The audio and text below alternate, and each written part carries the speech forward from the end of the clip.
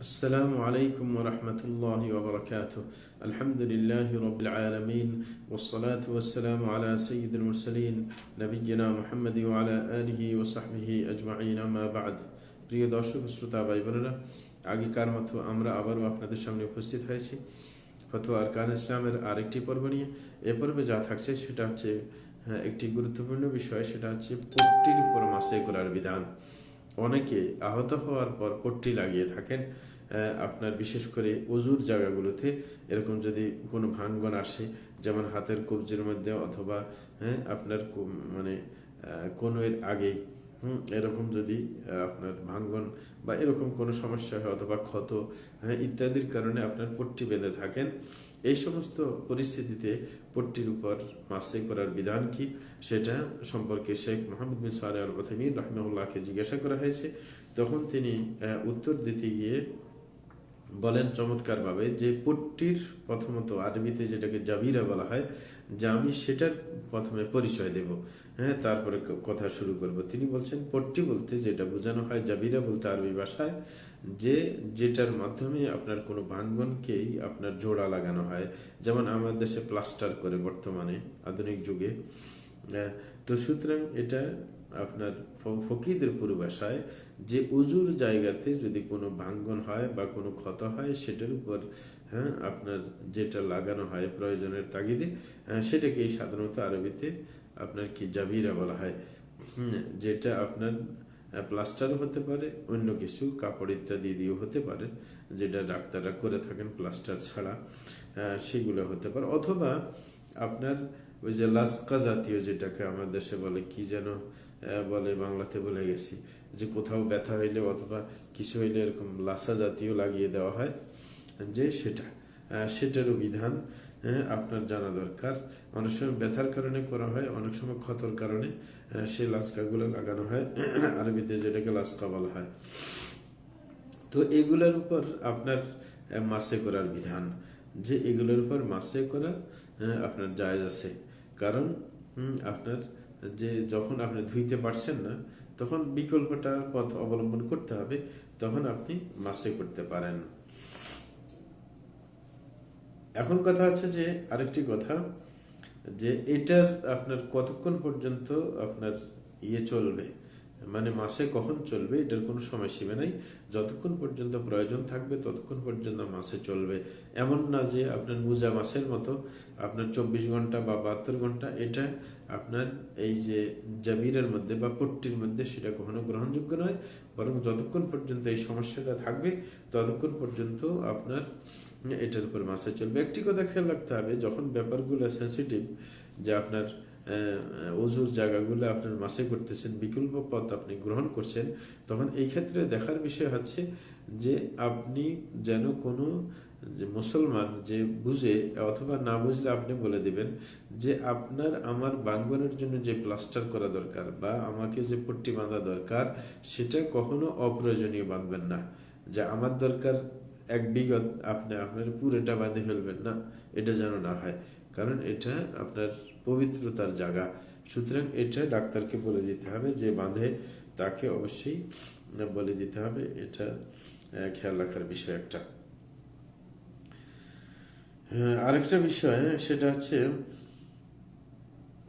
ওই আগের মতো খেয়াল রাখতে হবে, যদি কোনো আপনার পট্টির উপর মাসে করে আপনার উজু করা হয়েছে, কিন্তু পরবর্তীতে মাসের জায়গার মধ্যে আপনার পট্টিটা খুলে দেওয়া হয়েছে, এমত অবস্থায় কিন্তু আপনার উজু চলে যাবে না। এটা অবশ্যই খেয়াল রাখার বিষয়। আমি একটা সিগনেচার করি, তারপরে দিচ্ছি। তো বলতেছিলাম আমরা যে একজন মাসে যদি পট্টির উপর মাসে করে, তাইলে মাসে করার পরে পট্টি খুলে ফেললে উজু থাকা অবস্থায় এটা দিয়ে সালাত আদায় করা যাবে। কিন্তু পরবর্তী আপনি যদি মাসে করতে যান, তখন পারবেন না। যে খুলে ফেলছেন তখন আর মাসে করতে যাবেন কেন? তখন তো প্রয়োজন নাই, সেটা হচ্ছে ভিন্ন ব্যাপার। এখন আরেকটা কথা, যে আপনি কেউ বলতে চেষ্টা করেন যে আলেমদের মধ্যে বলেছেন ইয়েসকুতু তাতহিরু মাহাল্লিল জাবিরা, যে মাসে করার ক্ষেত্রে কয়েকটা কথা। ওয়ালাইসা ফিল মাসহি আলাল জাবিরাতি দালিলুন খালিন আন মুআরাদা ফিহা আহাদিথু দাঈফাতুন যাহাবাত ইলাইহা বা'দু আহলিল ইলমি। তিনি শেখ মোহাম্মদ বিন সালেহ আল উসাইমিন বলতে চাচ্ছেন যে জাবিরের উপর মাসে করা, পট্টির উপর মাসে করার ব্যাপারে কিছু হাদিস পাওয়া যায়, কিন্তু এগুলো সব দুর্বল। কিন্তু এটা দিয়ে আমরা মাসে প্রমাণ করতেছি না, বরং আমরা প্রমাণ করতেছি আপনার বিকল্প হিসাবে। কারণ শরীয়তে ধোয়ার বিকল্প হচ্ছে মাসে করা, এই হিসেবে আমরা মাসের দিকে যাচ্ছি। আর দ্বিতীয় বলে যে কিছু আলেম মনে করেন যে না, আমরা যখন হাদিসের উপর আমল করতে পারছি না, হাদিস দুর্বল পট্টির মাসের ব্যাপারে, তখন আমরা এটার উপর ভিত্তি করব না, বরং আমরা মনে করব যে যখন ধুইতে পারছে না, মানে লোকটা যখন মানে ক্ষত জায়গা ধুইতে পারছে না, তখন মাসেটা আপনার আর করতে হবে না তার। এটা আপনার কেউ কেউ বলে থাকেন। আবার কেউ কেউ আলেমরা বলে থাকেন যে সে তায়াম্মুম করে নিবে, মাসে করবে না। সে এই ধোয়ার জায়গা যেখানে আপনি ধুইতে পারতেছে না, সেটার ব্যাপারে তায়াম্মুম করে নিবে। কিন্তু আপনার শায়েখ বলতেছেন না, এটা কখনো ঠিক কথা নয়। কারণ আপনার যে শরীয়তের যে কায়দা, সেগুলোর দিকে খেয়াল করলে, মানে শরীয়তের যে সূত্র, সেই সূত্র হিসেবে আমরা বলতে পারি যে আপনার মাসে করবে, সে তায়াম্মুম করবে না। কারণ শরীয়তে কখনো দুইটা জিনিস একসাথে চলে না। হ্যাঁ, তিনি বলছিলেন বরং এখানে তিনি বলছেন যে দেখার বিষয় কয়েকটা, সেটা আমাদের খেয়াল করা দরকার। সেটা হচ্ছে কখনো যদি কোনো অঙ্গের মধ্যে পবিত্রতার জায়গায় যদি ক্ষত হয়, তাহলে তিনটা অবস্থা হতে পারে, চারটা অবস্থা তিনি বললেন। এক নম্বর অবস্থা হচ্ছে যে যে জায়গাটা খোলা হবে, ধুইতে কোনো সমস্যা নেই, মানে শরীরে ক্ষত আছে, যেমন হাতের মধ্যে ক্ষত, হ্যাঁ, ক্ষতর পরে আপনার এটা খোলা আছে, এখনো পট্টি বাঁধা হয়নি, হ্যাঁ, তাইলে এবং ধুইলেও সমস্যা নেই, তাইলে তো ধোয়া বাধ্যতামূলক, এতে কোনো সন্দেহ নেই, কারণ এটা ধোয়ার জায়গা উজুর মধ্যে। দ্বিতীয় নম্বর হচ্ছে জায়গাটা খোলা, কিন্তু আপনি যদি ধোন তাইলে ক্ষতি হবে, হ্যাঁ, আপনার ক্ষতটা বেড়ে যেতে পারে, এমন হইতে পারে। এটা মাসে করলে অসুবিধা নেই, কিন্তু ধোয়াতে সমস্যা আছে। তো এই অবস্থায় সে ধুইবে না, বরং সে মাসে করবে, কারণ ধোয়া তো তার জন্য ক্ষতিকর। তাহলে বিকল্পের দিকে যাইতে হবে। এটা হচ্ছে দ্বিতীয় অবস্থা। তৃতীয় অবস্থা হচ্ছে যে জায়গাটা খোলা আছে, কিন্তু সে আপনার ধুইতেও পারবে না, মাসেও করতে পারবে না, দুইটা তার জন্য ক্ষতিকর, মানে দুটোটাই তার রোগকে বাড়িয়ে দিবে বা ক্ষতকে বাড়িয়ে দিবে, তখন সে এটার পরিবর্তে তায়াম্মুম করবে। 4 নম্বর অবস্থা হচ্ছে যে জায়গাটা আপনার ঢাকা হবে, অর্থাৎ মানে কোনো পট্টি বাঁধে দেওয়া হয়েছে, অথবা লাস্কা, অথবা প্লাস্টার করা হয়েছে, এরকম কোনো কিছু, এমত অবস্থায় সে ওটার উপর মাসে করবে। এটা হচ্ছে নিয়ম। এবং সে আর তায়াম্মুম করতে যাবে না, ধুইতেও যাবে না। তাই এটা 4টা অবস্থা আমরা বললাম। একটা হচ্ছে কোনো জায়গায় ক্ষত হইল, সেটা ধুইতে সমস্যা নেই, ধুয়ে ফেলবে। দ্বিতীয় নম্বর হচ্ছে আপনার ধুইলে সমস্যা, তাইলে মাসে করে নেবে। আর যদি ধোয়া মাসে দোনোটাই সমস্যা হয়ে থাকে, তাইলে তায়াম্মুম করে নেবে। আর যদি প্লাস্টার করা হয়, খোলা না থাকে, তখন সেটার উপর মাসে করে নেবে। এটা হচ্ছে আপনার পট্টি জাতীয় কথা। আরেকটা এই জাতীয় কথা হচ্ছে যে আপনার তায়াম্মুম এবং মাসে দুইটা কি পট্টির উপর চলবে কিনা। তখন শেখ বলছেন না, দোনোটার উপর আপনার দোনোটাকে একত্রিত করা চলবে না, বরং আপনি একটা অঙ্গকে দুইটা কাজে লাগাইতে পারেন না, যে আপনি তায়াম্মুম করবেন এটার পরিবর্তে, আবার আপনি মাসেও করবেন না। কেউ কেউ কোনো আলেম বলে থাকে, তিনি বলছেন এটার কোনো নজির শরীয়তে পাওয়া যায় না, যে একই জিনিসের কারণে, একই কারণে আপনার দুইটা বিধান একসাথে চাপিয়ে দিবেন, সেটা চলবে না। আরেকটা মাসালা আমরা বলতে চেষ্টা করতেছি, সেটা হচ্ছে একজন ব্যক্তি শায়েখকে প্রশ্ন করলেন, কোনো ব্যক্তি যদি ওযু করে, সে ডান পা ধুয়ে ফেলেছে, তারপরে সে মোজা পরেছে, কারণ আমরা আগে বলছিলাম মোজা আপনার মাসের জন্য শর্ত হচ্ছে পবিত্র হওয়ার পর মোজা পড়তে হবে। কিন্তু এই লোকটা কি করলো, এই লোকটা ডান পা ধুয়ে মোজা পরে ফেলছে ভিন্ন করে, এখনো বাম পা ধুয়ে নাই, এবং বাম পা ধুয়েছে, পরে আরেকটা মোজা পরেছে। এই ব্যক্তির কি বিধান, এর কি আপনার মাসে করা জায়েজ হবে, সেটা নিয়ে আলোচনা। তখন শায়েখ উত্তরের মধ্যে বলেছেন এটা আসলে দ্বন্দ্বপূর্ণ মাসালা।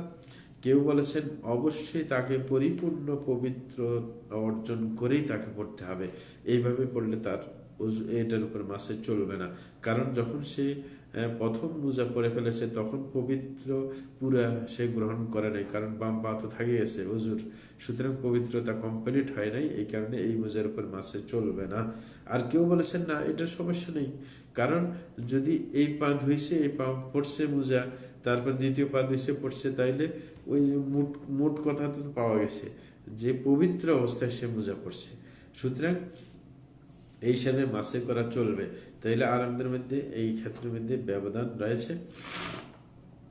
কিন্তু তিনি বলেছেন যেটা আমি প্রাধান্য দিব সেটা হচ্ছে প্রথম কথা, যে মোজা মাসে করা চলবে না, বরং তাকে কমপ্লিট করে মোজা আপনার পড়তে হবে, মানে পরিপূর্ণ উজু করে আপনার মোজা পড়তে হবে। এটা হচ্ছে আসল নিয়ম, যেটা সাহেব বলছিলেন।